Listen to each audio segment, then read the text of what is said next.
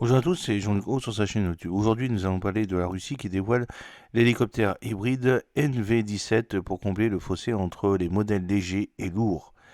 Comme l'a rapporté Fighter Bomber le 13 novembre 2024, le développement du nouvel hélicoptère hybride russe NV-17 est passé de la phase de la conception technique après l'achèvement de ses étapes de conception préliminaire et de projet.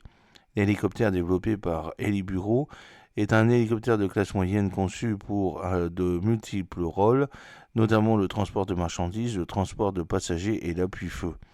La Russie prévoit d'effectuer le premier vol de l'hélicoptère en 2027. Comme de nombreux hélicoptères russes, l'hélicoptère NV-17 équipé de pylônes externes et de lance-roquettes sera probablement utilisé pour les opérations multirôles, notamment la reconnaissance et l'appui aérien rapproché. Le NV-17 est équipé d'un groupe motopropulseur hybride et d'un système de contrôle combiné. Il est conçu pour fonctionner jusqu'à 7 heures avec une seule réserve de carburant et est capable de parcourir une distance d'environ 50 km en 7 minutes. Le train d'atterrissage de l'hélicoptère est rétractable pendant le vol pour améliorer les performances aérodynamiques. Pour les missions de combat, il peut être équipé de lance-roquettes non guidées, ajoutant des capacités d'appui-feu à son profil opérationnel. Le NV-17 est destiné à remplir un rôle de chasse de classe moyenne au sein de la flotte d'hélicoptères russes en complétant des modèles beaucoup plus légers comme l'Ansat et des hélicoptères lourds comme le Mi-26. Il est positionné pour gérer les missions nécessitant une plus grande capacité que les hélicoptères légers, tout en évitant les contraintes opérationnelles des avions plus gros.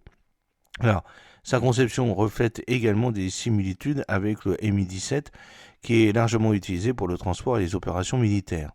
Les hélicoptères de classe moyenne comparables comprennent l'UH-60 Block Hawk américain, le NH-90 européen, qui partagent tous deux l'accent mis par le NV-17 sur les capacités multirôles et les fonctionnalités modernes. La Russie modernise simultanément d'autres segments de sa flotte d'hélicoptères. Les mises à niveau notables incluent les hélicoptères d'attaque tels que les Ka-52M et les Mi-28NM. Le Ka-52M est doté d'une avionique mise à jour, de systèmes de ciblage améliorés et d'une compatibilité avec de nouvelles armes, notamment le missile LMUR. Les livraisons ont commencé début 2023. Le Mi-28NM a reçu des mises à niveau de ses moteurs, de ses systèmes radars et de ses mesures défensives pour prendre en charge différents scénarios de combat. Les hélicoptères de transport et utilitaires font également l'objet de mises à niveau. Le Mi-26T2V, une variante de l'hélicoptère de transport lourd Mi-26, a reçu une avionique avancée, des systèmes de navigation améliorés et des fonctionnalités défensives supplémentaires. Les livraisons à l'armée russe ont commencé en 2023. Le Mi-38T, développé pour remplacer les anciens modèles Mi-8 et Mi-17, offre une charge utile accrue, une portée étendue et une avionique mise à jour. Les premiers hélicoptères Mi-38T ont été livrés au ministère russe de la Défense en 2019 et d'autres commandes ont été passées. Le conflit en Ukraine a entraîné des pertes notables dans la flotte d'hélicoptères russes, stimulant le développement de nouveaux modèles.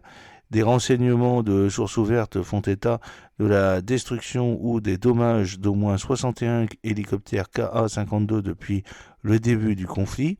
Ce chiffre contribue à une perte globale d'environ estimée à 10% de la flotte d'hélicoptères russes, dont une part importante concerne les hélicoptères d'attaque. Ces pertes ont été attribuées aux défenses aériennes ukrainiennes, aux systèmes antiaériens et aux frappes ciblées sur les bases aériennes.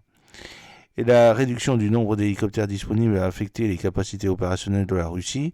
La perte d'hélicoptères d'attaque a probablement eu un impact sur l'efficacité du soutien aérien rapproché. En outre, les pertes d'hélicoptères spécialisés, tels que les variantes de guerre électronique Mi-8 MTPR-1, peuvent avoir réduit les capacités de guerre électronique et de reconnaissance.